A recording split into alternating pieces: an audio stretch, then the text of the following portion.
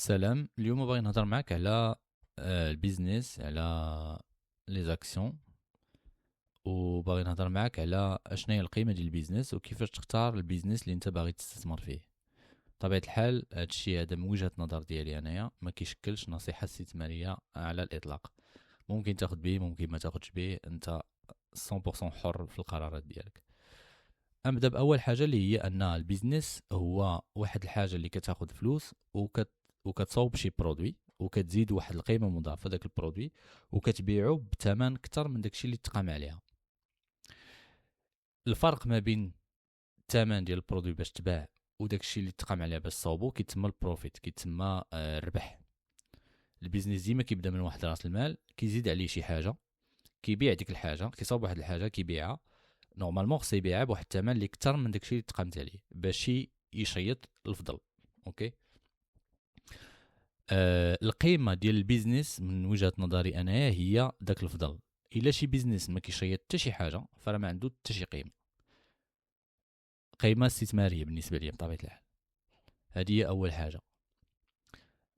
تاني حاجه هو ان داك الفضل كيجي من القيمه المضافه اللي عطاها البيزنس، المواد اوليه او لا خدمات اوليه. بمعنى مثلا ناخذ بيزنس ديال واحد كيصاوب الصبابط،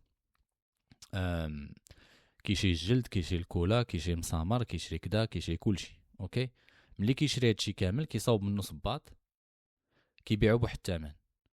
هو ملي شرا دوك المواد الاوليه مثلا تقاموا عليه ب 100 درهم، ولكن الصباط غيبيعو ب 200 درهم. يعني هو علاش باع داك الصباط ب 200 درهم؟ لان عطاه واحد القيمه، عطاه واحد القيمه لدوك المواد الاوليه. اوكي.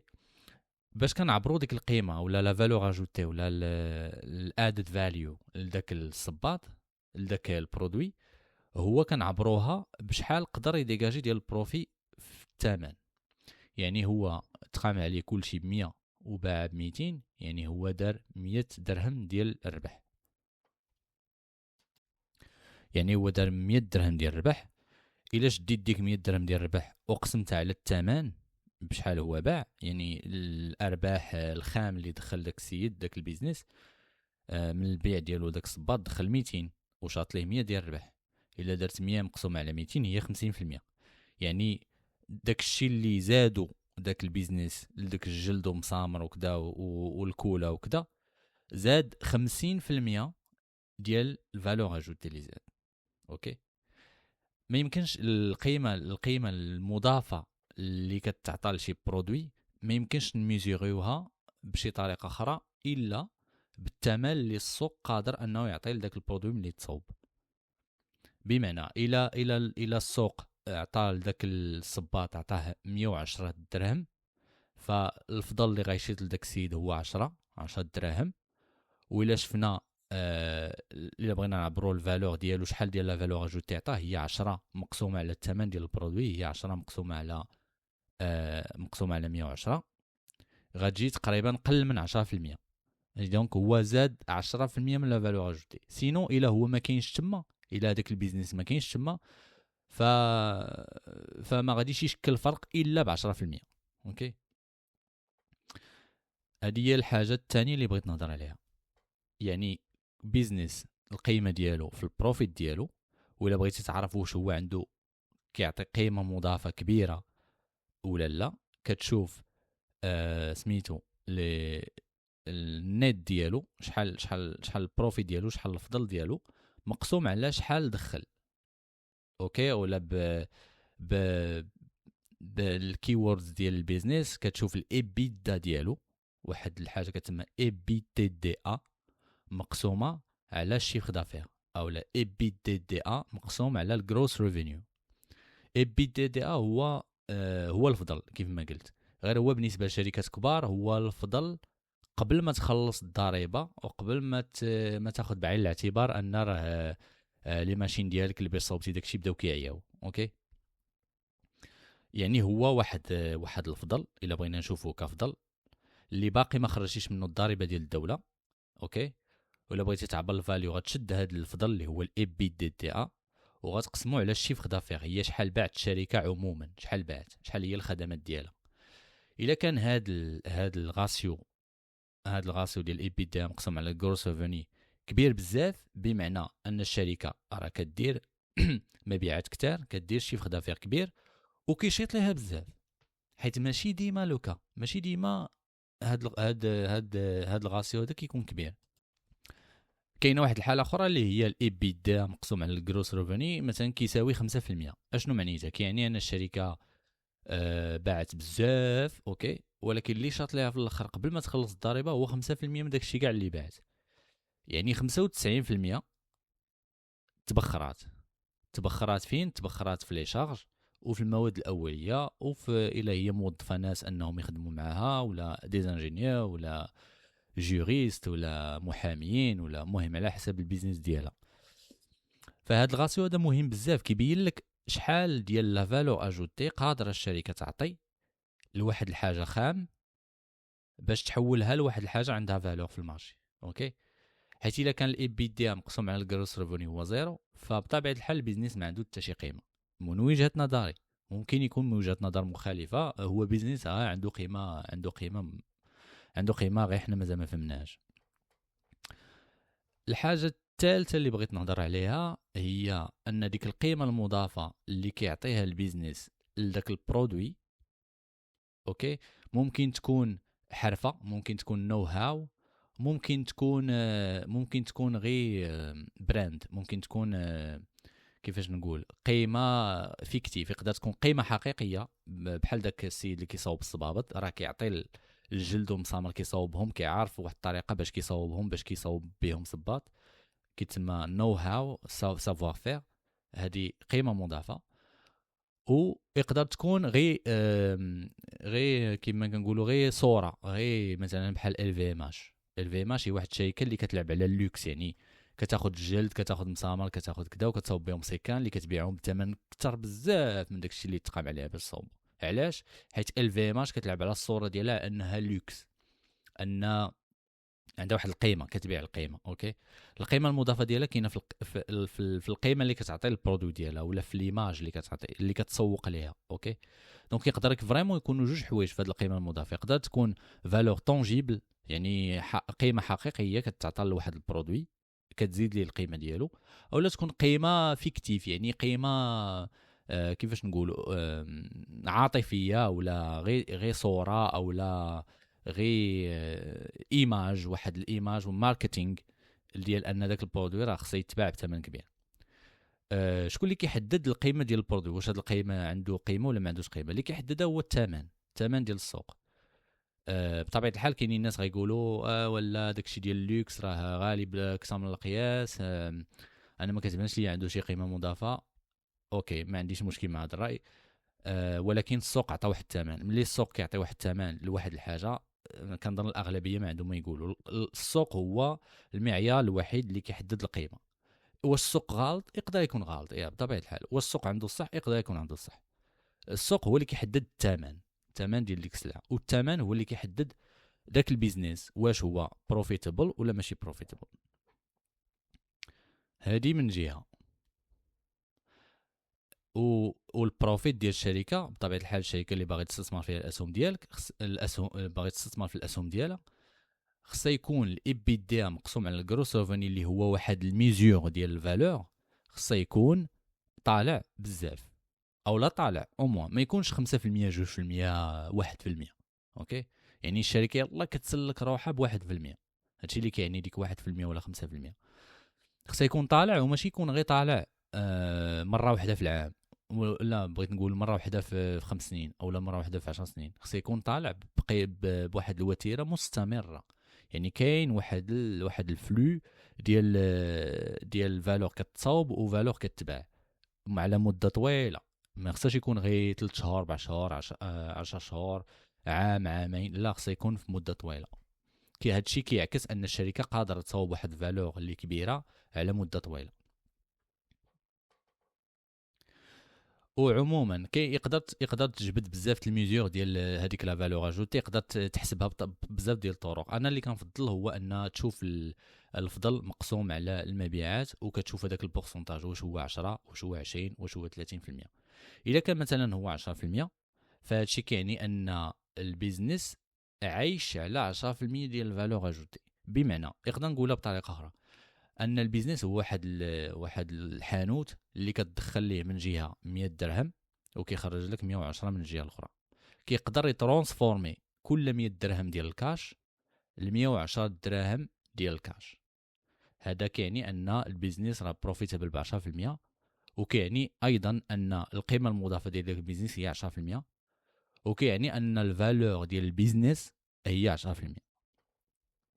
ممكن تشوف بيزنس اخر اللي الفالور ديالو هي 20% ولا 30%، وهذا كيمكن لك انك ترتب بزاف ديال البيزنسات على حسب القيمه ديالو. اوكي، دابا نهضروا على الاسهم. اون فوا درنا هاد العمليه، شفنا البيزنس اوكي، عجبنا ان هاد البيزنس احسن من هذا احسن من هذا عنده بروفيت اكثر من هذا عنده فالور اجوتي اكثر من هذا. دابا نهضروا على الاسهم هما مجرد واحد الوثيقه كتقول لك انك انت كتملك واحد شويه من داك البيزنس، كتملك واحد شويه. بمعنى الا داك البيزنس دار فايت ليكيدا، فراه غنبيعوا داكشي اللي داخل ديال البيزنس كله، الكراسه ولي زيكرون، وغنبيعوا الا عندهم سندات ولا عندهم كل شيء غنبيعوه، غنخلصوا الدين ديال ديك الشركه. اوكي، الا عندها شي ديون، وغنقسموا على عدد الاسهم ديال الناس اللي هما عندهم حق بديك الشركه. اوكي، هذا هو اللي كيعني داك السهم.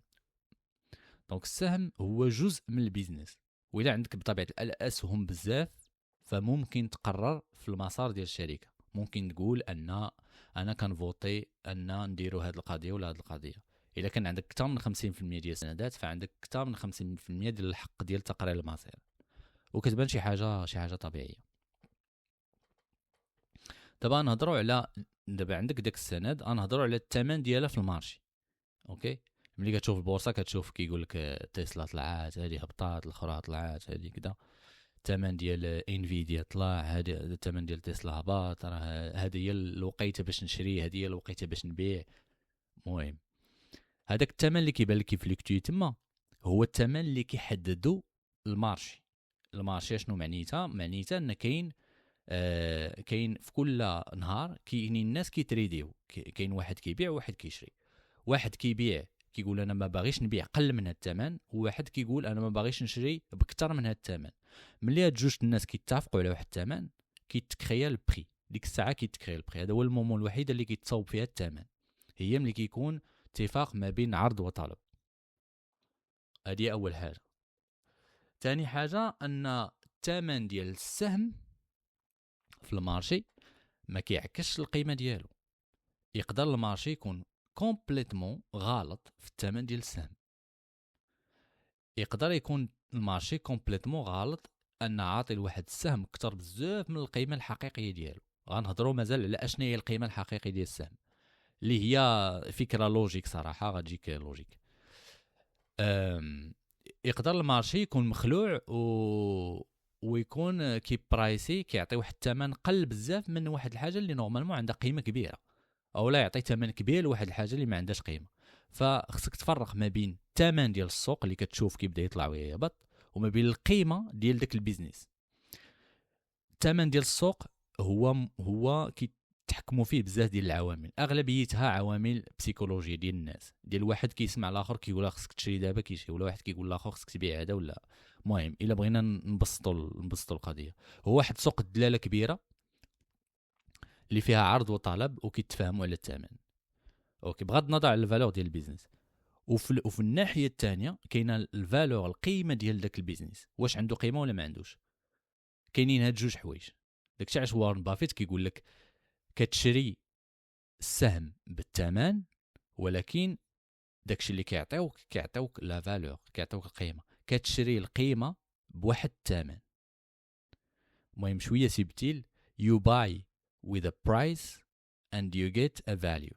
كتشري بثمن وكيعطيوك قيمه. واش الثمن ديال السوق هو كيعكس القيمه ديال الحاجه اللي شريتيها؟ ما عرفناش. بعض المرات كتكون مثلا في السوق مثلا كتكون شي حاجه اللي مثلا ماشي كيما كنقولوا مطيشه ولا في رمضان، وكتكون مطيشه عندها واحد الثمن كبير، كيقول او كيفاش مطيشه ولات عندها ثمن كبير. انا عارف مطيشه هي مطيشه، ما زعما عندها قيمه غذائيه اوكي، ولكن الثمن ديالها كيبان ليا كبير من القيمه ديالها. فهكا هذا هو المارشي كيتحكموا فيه بزاف ديال العوامل خارجيه اقتصاديه، واغلبيتها عوامل نفسيه ديال بزاف الناس كيتبعوا واحد طوندونس. المهم ما بغيتش ندخل في الديتاي هذا حيت براسي انا ما كنعرفش كيفاش الثمن كيتحرك في البورصه. اوكي دابا غنجيو لذاك الثمن ديال السوق مقابل ديالو القيمه الثمن اللي هو فير فاليو، الثمن اللي هو مناسب. ملي كتشوف شي سهم وكتقول اوكي واش الثمن اللي عطيه السوق ثمن مناسب او لا، كيفاش تعرفها؟ اتعرفها بواحد الحاجه كتعطى ديما في الكونطابيليتي ديال الشركه، ديما كتبيبليا كل 3 شهور كيتبيبليا واحد الرابور ديال الكونطابيليتي ديال الشركه اللي كيعكس الارقام الحقيقيه ديال الشركه. ومن هاد الارقام هادو كاين واحد الحاجه كتسمى البوك فاليو. البوك فاليو شنو معنيتها؟ البوك فاليو بير شير، يعني هي واحد الفالور ديال كل سهم الى ليكيدين الشركه. غادي نشرح. الى الشركه تليكيدات يعني صافي سدينا الريدو وبعنا كل شيء داكشي اللي فيها اوكي، خلصنا الديون ديالها وقسمنا داك الحصيصه اللي شاط لينا على عدد الاسهم، غادي تعطينا واحد القيمه. ديك القيمه كتسمى البوك فاليو. والبوك فاليو بالنسبه لي انا وبالنسبه المهم بزاف الناس كنهضروا على هذا السوجي قبل منه، بنجامين غراهام في الكتاب ديالو مشهور The Intelligent Investor، هو ان هاد القيمه بغينا ولا كرهنا هي لا فالور طونجيبل، هي القيمه الملموسه ديال السهم. يعني طار المارشي ولا هبط ولا طلع الثمن ولا هبط الثمن، في الاخر ملي باش نعرفوا القيمه ديال السهم خصنا ليكيديو الشركه. الليكيديوها هي نبيعوها في الدلاله، نبيعوا الكراسه ديالها، نبيعوا البيسيات، نجريو على الناس، نبيعوا البروبريتي انتيليكتويل ديالها الى عندها، نبيعوا السندات ديالها الى عندها، نبيعوا لي زاكسيون ديالها، بعض المرات الشركات حتى هما عندهم دي زاكسيون، نبيعوا كل شيء ونخلصوا الديون ديال ديك الشركه، واللي شاط لينا غنقسموه على سميتو عدد الشيرز، عدد لي ستوك اللي بقاو تما، غادي نعرفوا القيمه الحقيقيه ديال كل سهم. كيقول لك بنجامين غراهام في الكتاب ديالو ان لا فالور طونجيبل تانجيبل فاليو ما خصكش تفوتها بكثر من 30%. المهم هذا رأي ديالو بطبيعه الحال، هو شخص مستثمر عاش بزاف في وسط هاد الاختيارات ديال اين اسهم نشري وعلاش خصني نشريه.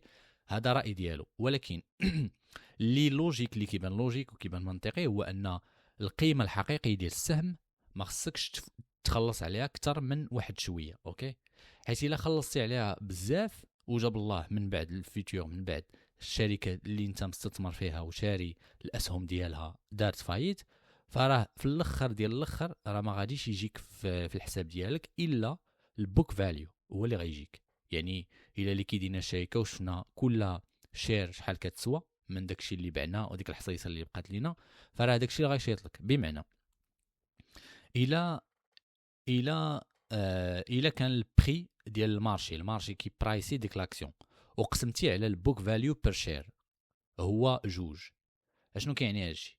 كيعني ان المارشي الثمن ديالو هو 2 المرات تانجيبل فاليو، الثمن الحقيقي ديال داك السهم الى الشركه ليكيدات اوكي. هذا مثال الاول. الا كان البرايس تو بوك فاليو هو 1، فكيعني ان المارشي عاطي اكزاكتومون the same price، نفس البري نفس الثمن لذاك السهم بالمقارنه مع القيمه الحقيقيه ديالو، اللي هي القيمه الحقيقيه اللي هي الى بعنا كاع الاسيتس ديالو وخلصنا الكريديات، داكشي اللي غيشيط في كل سهم شحال هو اوكي.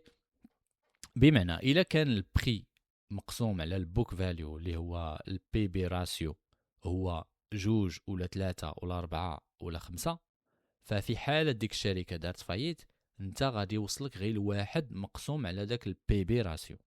الا كان البي بي هو 2 والشركة دارت فايت، فانت في كل سهم استثمرتيه غادي يرجع لك غير 1/2، يعني 50%. وقس على ذلك الا كان البي بي راسيو هو 10، انت شاري ب10 في المرة غلا من الثمن الحقيقي ديال السهم، فراك انت مستعد تخسر 1/10 9/10 ويشيط لك غير 1/10 في حاله ان الشركه تليكيدات ولا دارت فايت. اوكي، هادشي اللي كيعني البي بي راسيو. دابا غادي نهضر على واحد الراسيو اخر اللي هو البي او راسيو. البي او راسيو هو البرايس تو ايرنينغ، هو البري، هو الثمن اللي كيعطي اللي كاين في البورصه اللي كيطلع وكيهبط قسمو على العائدات لكل سهم.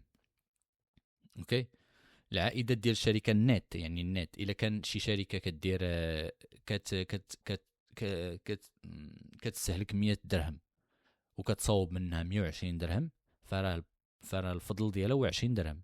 ولكن الا خلصت الضريبه على ديك 20 درهم مثلا كتشيط ليها 15 درهم، فراه ديك 15 درهم هو النت، هو النت ديال الايرنينغ ديالها. اوكي، الا شديتي النت الايرنينغ ديال الشركه في واحد العام وقسمتي على عدد الاسهم فكيعطيك نت ايرنينغ بير شير، كيعطيك العائدات الصافيه لكل سهم.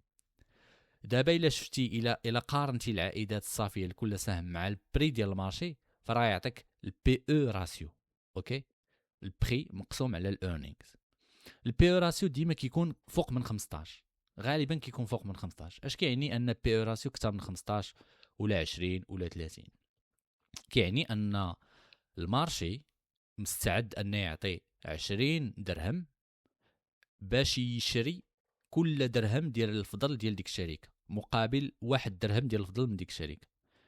يعني كتقول علاش واحد غادي يعطي 20 درهم هو ديجا عنده 20 درهم باش يشري درهم واحد ديال الفضل من شي شركه؟ علاش غيدير هاد القضيه هادي؟ كتبان شويه غريبه. علاش انا غنعطي 20 درهم باش نشري 20 درهم؟ السبب هو ان انت ملي كتشري شير راك كتشري مع كيعطيوك معها ديك الشير كتمثل واحد النسبه ديال الفضل ديال ديك الشركه. اوكي، ديك الشير كيجيها مثلا انت الفضل الخام ديال الشركه مثلا هو 100، الفضل الخام هو 100 وهي مثلا عندها 50 سند، فراه الفضل لكل سهم هو 2. اوكي،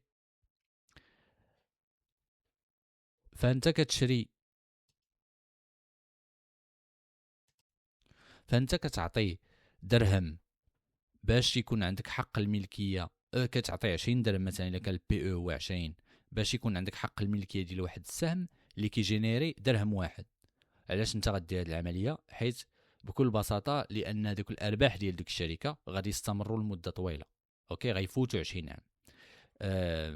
انت الا شريتي سهم راه كيعطيك واحد الارباح اللي كيتسموا ديفيدوند لمده ماشي غير 10 ولا 20 عام، مده ابديه حتى ديك الشركه دير فايت. يعني انت قادر تخلص درهم 20 درهم لكل درهم ديال الفضل، ولكن غتخلصوها مره واحده ديك 20 درهم، ولكن داك درهم ديال الفضل يبقى يعطيك 10 سنين 20 عام 30 عام 40 عام وغاديه، ما كيحبسش داك الدرهم ديال الفضل. اوكي، بطبيعه الحال انت ما غاديش تاخذ درهم ديال الفضل حيت الفضل ديال الشركه انت ما كتقسموش كله على المستثمرين ديالها، على الناس اللي عندهم سندات، كتعطيهم واحد البورسونتاج من داك الربح ديالها. اوكي، اللي كيتسمى الديفيدند. في اغلبيه الاحيان البي او راسيو كيكون فايت 20، بمعنى الناس كيشريو ب 20 درهم واحد ديال الفضل ديال ديك الشركه، كيكون ديما فايت 20 ولا فايت 15 اغلبيه الاحيان. الا كان البي او راسيو طالع بمعنى ان المارشي كيتوقع ان الارباح ديال ديك الشركه غتبقى مده طويله. داكشي علاش كلشي باغي يشري السهم. اوكي، كلشي باغي يشري السهم، ولا كلشي بغى يشري السهم فكاين القانون ديال العرض والطلب، فالقيمه ديال السهم كتطلع اولا الثمن ديالو في البورصه كتطلع. داكشي علاش ملي كتقسم السهم الثمن ديال السهم مقسوم على الايرنينغ كتلقاه غادي وكيكبر. حيت علاش؟ حيت البري غادي وكيكبر. واش طبيعي انك تشري واحد السهم للبي او راسيو فايت 20 ولا فايت 30؟ هذا سؤال ما صعيب تجاوب عليه، حيت الا كان البي او طالع كيعني جوج حوايج. كيعني يا اما الشركه عندها كدير واحد الربح وغادي تستمر في ذاك الربح لمده طويله، يعني انا غادي نحط فلوسي فيها، نتقاتل باش نحط فلوسي فيها ونشري السند اسهم ديالها باش نستثمر فيها باش يبقى لي دوك لي ديفيدوند لمده طويله، حيت انا كنتوقع ان البروفيت ديال الشركه راه باقي طويل. يعني باغي ناخذ حقي، باغي ناخذ واحد البارتيه منه باش تبقى ليا مده طويله، حيت كتشري مره واحده وكتبقى تعطيك لي ديفيدوند على طول الامد ديال سميتو حتى الشركه دير افلاس. هذا هو الكال الاول. الكال الثاني ان المارشي غلط في البري ديال ديك السهم، بمعنى ان البري ديال ديك السهم غالي بزاف على شنو كتسوى الشركه. بكل بساطه الا كان البي او طالع ما كيعنيش بالضروره ان داك السهم راه عنده قيمه. خصك تفيريفي، خصك تاكد من ان البروفيت اللي هضرت عليه في الاول اللي هو الاي بي دي او لا الفالور اجوتي، الاي بي دي مقسوم على الجروس ريفوني، خص يكون طالع، وطالع ماشي غير نهار ولا يومين ولا عام ولا عامين، خص يكون طالع مده طويله. خصك تاكد من هذه القضيه هذه. واش خصك واخا الا كان البي او هابط ولا طالع، واش خصك تشري بالبي بي كون طالع؟ يعني الا كان البي بوك راسيو واصل ل 5 ولا 10 ولا 20، بالنسبه لانفيديا راه واصل حتى كدا 30. يعني بي بوك راسيو كنهضر على البي بوك دابا، ما كنهضرش على البي ايرنين. بي بوك واصل حتى 34 ولا 35 بقيت عاقل، بمعنى انك انت واش انت قادر انك تشري واحد السهم اللي الا جاب الله انفيديا دارت فايت غادي يرجع لك من الاستثمار، غادي يرجع لك من الاستثمار ديالك 1 على 34. يعني 1 على 34 راه والو، راه قريبه لشي بورسونتاج. يعني الكابيتال ديالك غيضيع ب 33 مقسوم على 34 اللي هي قريبه ل 97%. حيت البي بوك طالع، البي بوك هو 34 ديال انفيديا الا بقيت عاقل. واش انت قادر تساكريفي في حاله انفيديا ما دات فايت في 10 20 30 عام 97% من الكابيتال ديالك اللي انفيستي، حيت الفير فاليو ديال انفيديا راه ما واصلاش داك الثمن اللي عاطيه ليها السوق؟ هذا سؤال اللي خصك تفكر فيه. اوكي، اخر ميزور اللي بغيت نهضر عليها هي ان الشركه كدير بروفيت، ولكن ما غاديش تعطيك البروفيت ديالها كامل، حيت هي خصها تعاود تستثمر في راسها بعدا باش تجينيري بروفيت اكثر. دونك كاين واحد ديسيزيون كدار في الاخر ديال الشركه، هما واش غادي يعطيو دي ديفيدوند، يعطيو واحد شويه من داك البروفي للناس اللي عندهم اسهم، او لا ما يعطيو والو وغادي يستثمروا كل شيء عاوتاني في البيزنس. بحال شي ماكينه كبيره كتعطيها 100 درهم كتعطيك 110، كتعطيها 110 كتعطيك 10% زايده وغاديه وغاديه وغاديه. هذه ديسيزيون اللي كدار مع البورد اللي هما الناس اللي عندهم اسهم بزاف في ديك الشركه. انا كنفضل صراحه يكون الديفيدوند يكونوا طالعين بارابور البري، بمعنى الا جديتي الديفيدوند يعني كل سهم مثلا كيعطيك 3 دراهم في العام، والثمن ديال السهم هو 100 درهم، فراه طو دو روندمون دو ديفيدوند ولا ديفيدوند ييلد كيتعطى بورسونتاج هو 3 مقسوم على 100 هو 3%. كنفضل هاد الديفيدوند ييلد يكون طالع بزاف. الا كان طالع بزاف بمعنى انك الا شريتي اسهم في هاد الشركه فراه غيعطيوك في الاخر العام ولا في 3 شهور ولا 4 شهور على حسب هما البيريوديسيتي باش كيديستريبيو باش كيعطيو الديفيدوند، يعطيوك واحد البورسونتاج طالع من الثمن اللي شريتي به انت السهم. اوكي، هادو كلهم حسابات خصهم يدخلوا في الاختيار ديال السهم اللي انت باغي تستثمر فيه.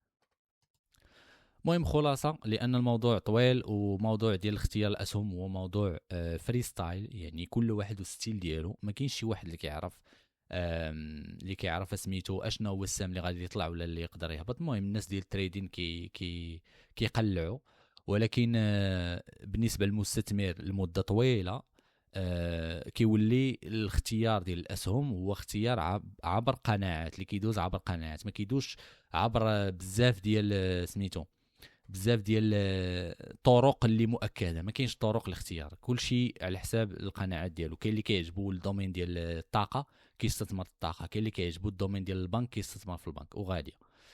خلاصه البيزنس القيمه ديالو الوحيده هي في البروفيت ديالو. الا بيزنس ما كيصوبش بروفيت فراه ما عنده حتى شي قيمه، ما كيستحقش شي اسهم ديالو. باش تعرف البروفيت ديال البيزنس خصك تشوف القيمه المضافه اللي كيعطيها. باش كنعرفوا القيمه المضافه كاينه ميزور مزيانه، كاينه طريقه الحساب ديالها اللي هي الاي بي دا مقسوم على الشيخ دافير، وكتشوف هذا البورسونتاج. كل ما كان البورسونتاج كبير كل ما كانت القيمه المضافه اللي كيعطيها هذا البيزنس البرودوي ديالو كبيره. يعني هذا البيزنس عنده قيمه على واحد البيزنس اخر. اوكي، هاد القيمه المضافه ما كتشافش في عام ولا عامين، خصها تكون ايطاب، خصها تكون زعما مؤكده على مدار ديال سنوات، ما تكونش شي حاجه اللي لحظيه ومشات. يعني بيزنس دار لاباس دابا ومن بعد غيدير فايت. الى البيزنس عنده 10% ديال القيمه المضافه فراه هو بحال شي ماكينه كتعطيها 100 درهم كتخرج لك 110 درهم من الجهه الاخرى.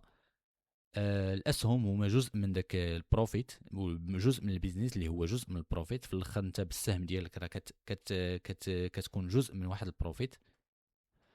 البي او راسيو هو البري ديال السوق اللي ما كيعكسش الفالور ديال الحاجه، ولكن هو مجرد بري ما بين اوفر و دوموند، والبي بري مقسوم على الايرنينغ كيعطيك واحد البي او راسيو. الا كان البي او هو 20 فمعنيتها انك انت قادر تخلص $20 ولا 20 درهم لكل درهم واحد ديال الربح. علاش انت غدير هذه القضيه؟ حيت الا شريت سهم راه كيبقى يعطيك الربح مدى الحياه، يعني كتخلصوا مره واحده ب20 وكيبقى يعطيك ديما ديما ديما مدى الحياه. اشنا هي القيمه الحقيقيه ديال السهم؟ كتعطى في الدفتر ديال الكونطابيليتي او البوك او كايد كونطابيليتي. هي الى اللي كيدينا الشركه الى دارت فايت بعنا كلشي داكشي اللي عندها وخلصنا الكريديات ديالها وقسمنا على عدد الاسهم كيعطيك واحد القيمه. هذيك القيمه هي لا فالور طونجيبل، هي القيمه الحقيقيه اللي في كاع الاحوال انت الى عندك شويه من ديك الشركه وجاب الله الشركه ما مشاتش مزيان راه داكشي اللي غيرجع لك.